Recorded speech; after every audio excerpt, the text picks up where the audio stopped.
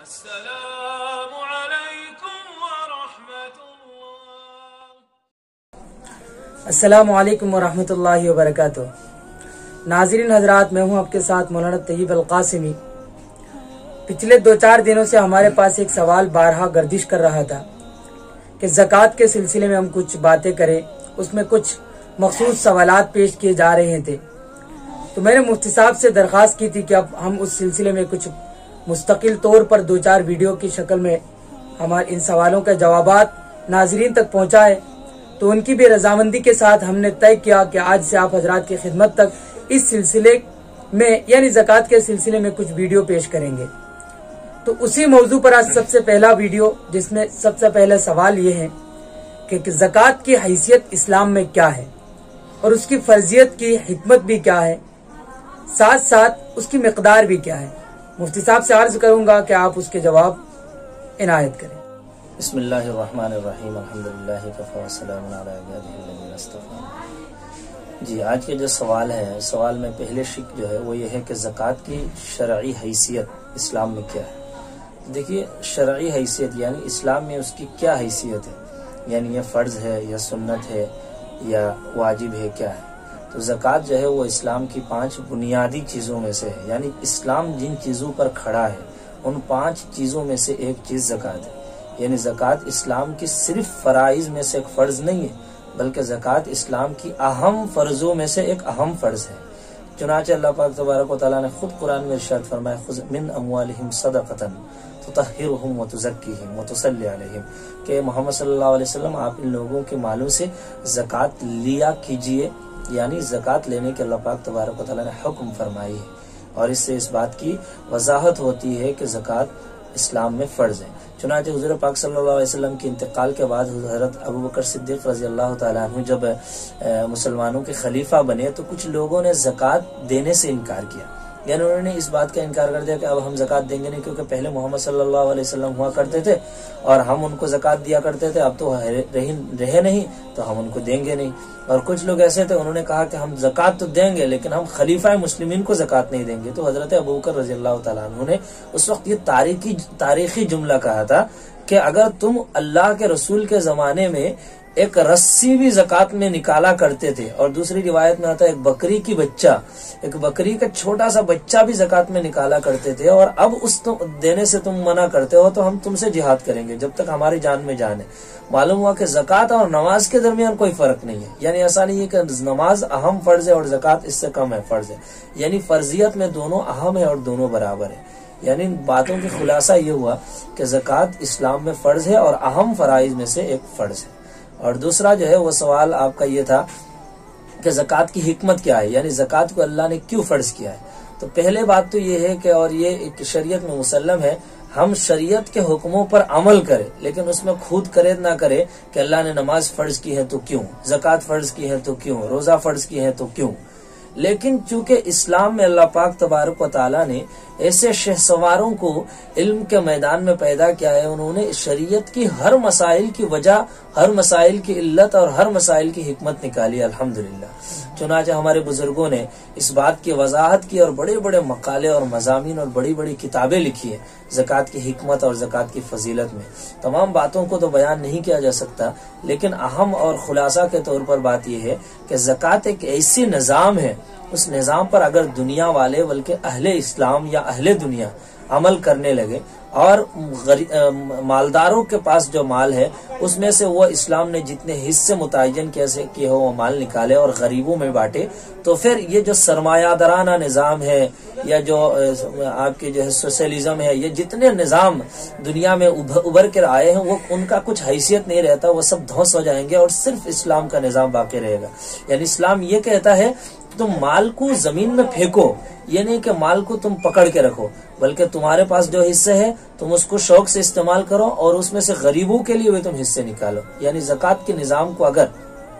پابندی کے ساتھ باقاعدہ اسلامی حکومت اور اسلامی نظام کے ساتھ چلایا جائے اور اسلامی شریعت کے احکام کے مطابق چلایا جائے تو ہمارے سماج میں کوئی مظلوم،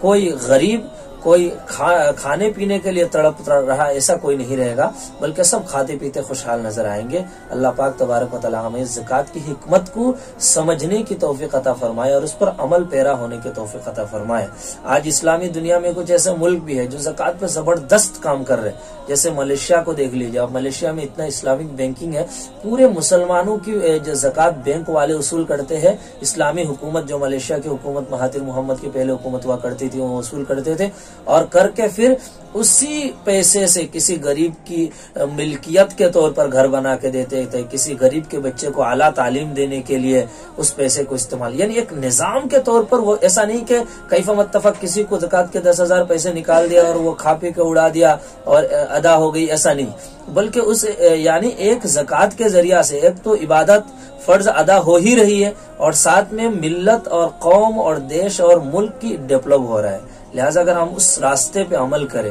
اور اس طریقے کو نکالیں اور اپنے سماج میں سے یہ بات آگے آئے گی ہم زکوٰۃ کس کو دیں، یعنی زکوٰۃ کس کس کو دینا جائز ہے اور کس کو دینا افضل ہے، دونوں الگ الگ بات ہے، اس پہ ہم بات آگے کریں گے تو انشاءاللہ یہ زکوٰۃ کے نظام کو پابندی کے ساتھ عمل کرنے کی وجہ سے ہماری قوم بہت آگے بڑھے گی۔ دوسری بات یہ ہو گئی ہماری زکوٰۃ کی مقدار کیا ہے، تو زکوٰۃ کی مقدار جو ہے اللہ پاک تبارک و تعالیٰ کے رسول ہمارے رسول صلی اللہ علیہ وسلم نے ایک ایسی چیزوں کے ساتھ معلق کر دی ہے، دنیا رہتی دنیا تک ان کی قیمت کی اپ ڈاؤن کے ساتھ زکوٰۃ کی قیمت کی اپ ڈاؤن ہوتی رہتی، یعنی سونا اور چاندی جن کے اندر اصلی مالیت ہے۔ تو سونا میں جو ہے وہ 7.5 تولہ جو آج کے زمانے کے حساب سے 87.5 گرام ہوتا ہے، تو اگر کسی کے پاس 87.5 گرام کے بقدر سونا ہے تو اس کے اوپر زکوٰۃ واجب ہے، یعنی وہ 2.5% اس میں سے ادا کرے۔ یا اگر کسی کے پاس 52 تولہ 52.5 تولہ چاندی ہے، سلور ہے، تو وہ 612 گرام، اگر اس 612 گرام 52.5 تولہ چاندی کا ہوتا ہے تو پھر وہ ادا کرے اور اس کی قیمت جو ہے وہ 2.5% کے حساب سے نکالے اور ادا کرے۔ اس کے ساتھ ضمن میں ایک سوال آتا ہے کہ آپ نے یہاں یہ کہا کہ جس کے پاس 7.5 تولہ سونا یا 52.5 تولہ چاندی ہو، اگر کسی کے پاس مخلوط ملکیت موجود ہو، مثال کے طور پر کچھ سونا ہو 3.5 تولہ یا 3 تولہ مان لیجیے اور 20 تولہ چاندی ہو، تو اس کے یہاں زکوٰۃ کا حساب کیا ہوگا؟ سونے کے حساب سے یا چاندی کے حساب سے، یا دونوں کو ملا کے کسی ایک کی مقدار کو پہنچنا ہوگا؟ مثال کے طور پر ہم نے مان لیا کہ آج 52 تولہ چاندی کی قیمت بالفرض مان لی کہ ہم 20,000 روپے ہیں اور 7.5 تولہ سونے کی قیمت قریب 3.5 لاکھ ہے، تو یہ 20,000 والے حساب ہوگا یا 3.5 لاکھ والے حساب؟ جی، آپ کا جو سوال ہے بہت اہم سوال ہے اور اس پہ بات ہونی چاہیے۔ جب سب بات آ ہی گئی تو میں بتا دیتا ہوں، اگر کسی کے پاس مخلوط ہے، مخلوط میں کچھ چاندی ہے کچھ سونا ہے، یا کچھ چاندی ہے کچھ پیسے ہے، تو پھر اس کا حساب جو وہ سونے کے حساب سے نہیں ہوگا، وہ چاندی کے حساب میں آ جائے گا۔ اب آگے جا کے پتہ نہیں آپ کی طرف سے یہ سوال آئے گا کہ نہیں، لیکن مجھے جو کہ یہ سوال کر لیا گیا ہے میں بتا دیتا ہوں۔ عورتوں کے جو زیورات کے مسئلے ہیں اس میں بھی یہی ہے کہ اگر عورتوں کے پاس خالص سونا ہے تب تو 7.5 تولہ یعنی 87.5 گرام سونا ہونے کے بعد ان پہ زکوٰۃ آئے گی، لیکن اگر ان کے پاس کچھ چاندی ہے اور کچھ سونے ہیں، یا کچھ چاندی ہے یا کچھ سونے ہے یا کچھ سونے اور کچھ پیسے ہے، پھر ان کا حساب سونے کے حساب سے نہیں لگایا جائے گا، پھر ان کا حساب چاندی میں آ جائے گا، یعنی 612 گرام کا حساب ہوگا، تو اس حساب سے ان کو زکوٰۃ ادا کرنا پڑے گا۔ بات کا خلاصہ یہ ہوا کہ چاندی اور سونا اگر آپ کے پاس ملا کے ہے تو پھر چاندی کے حساب سے آئے گا، یعنی 612 گرام، لیکن اگر صرف خالص سونا ہے تو پھر سونا کا حساب ہوگا، مخلوط ہوگا تو پھر چاندی کا حساب آ جائے گا اس میں۔ یعنی ہم یہ بات سمجھے اس سے کیا کہ اگر کسی کے پاس 2 تولہ سونا ہے اور 4 تولہ چاندی ہے تو ان کی مالیت جو ہے قریب 1,20,000 روپے کی ہے۔ آج کے زمانے میں 1,20,000 نہیں 2,000 روپے کے ہوتے ہیں، تو 1,02,000 روپے، اور چاندی کے نصاب صرف 20,000 روپے ہے، تو اس کا مطلب جس کے پاس 2 تولہ سونا اور 2 تولہ چاندی ہے اس پر بھی زکوٰۃ فرض ہے؟ فرض ہے جی، بالکل فرض ہے، کیونکہ مخلوط میں نے بتایا تھا مخلوط ہو جائے گا، یعنی ملا کے ہوگا، چاندی بھی ہے سونا بھی ہے، پھر روپے کے حساب سے ہم اس سے نکالیں گے، چاندی کے حساب سے آئے گا۔ جی मतलब आपकी जो है 52.5 तोला यानी 612 ग्राम उसके हिसाब से आएगा। फिर सोने का हिसाब, हाँ उसकी कीमत आप लगा लीजिए, आपके पास जितने चांदी सोना है सबका मिला के आप कीमत लगा लीजिए। अगर 1 लाख है तो उसमें से 2,500 आप निकाल दीजिए जकात में, क्योंकि 2.5% निकालना होता है जकात में, 40वां हिस्सा निकालना होता है। अगर आपके पास 1.5 लाख की मालियत के हिसाब से आता है तो आप उसमें से 2,500 लाख में और आपकी जो है वो आपके 1250 आपके उसमें 50,000 में, तो इस हिसाब से आप निकाल लीजिए। अच्छा, उसमें एक बात ये भी मेरे ख्याल में आ रही है ये बात कि अगर किसी के पास जैसे जकात में तो हौलान हौल यानी उस माल का जो मिकदार जकात है पूरे 1 साल रहना जरूरी है। अब किसी के पास पूरा साल भर नहीं रहा, 6 महीना हो रहा है कि उसने जकात के बराबर जितना जकात फर्ज होने के लिए जितना माल चाहिए उतना माल उसके पास है, क्या 6 महीने के गुजरने के बाद जकात अदा करना वाजिब है या साल पूरा करना जरूरी है? हौलान हौल शर्त है, यानी साल पूरा होना जरूरी है। जकात के लिए साल पूरा होना फर्ज होने के लिए जरूरी है। लेकिन अगर कोई अगले तौर पर अदा कर देता है, यानी महीना साल खत्म होने से पहले अदा कर देता है, तो भी उसकी ज़कात अदा हो जायज है, कोई बात नहीं, जायज है। ठीक है, माशाअल्लाह, बहुत अच्छी बात। अब ये सवाल पैदा होता है कि हमने ज़कात ये 2.5% निकाल लिया, जो भी पैसा हो निकाल लिया, तो उस पैसे को हम किसको दें? ये पैसा किनको देना चाहिए? क्या कुरान व हदीस की रोशनी में कोई खास लोगों का जिक्र है? तो ये बात जो है यानी मसरफ ज़कात, यानी हम ज़कात किसको दे,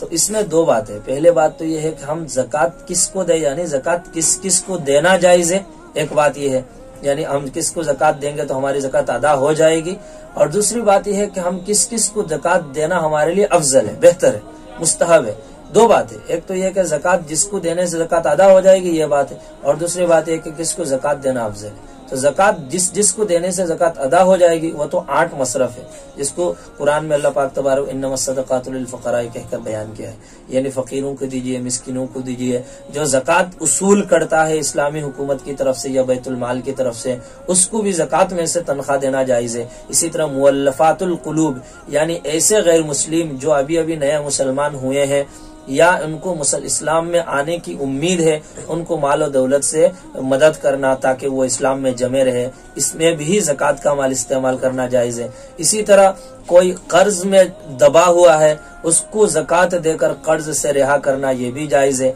इसी तरह कोई गुलाम है, उसको आप आज़ाद करना चाहते हैं तो उसको ज़कात के माल में से आप दे सकते हैं, क्योंकि ऐसा देना जायज़ है।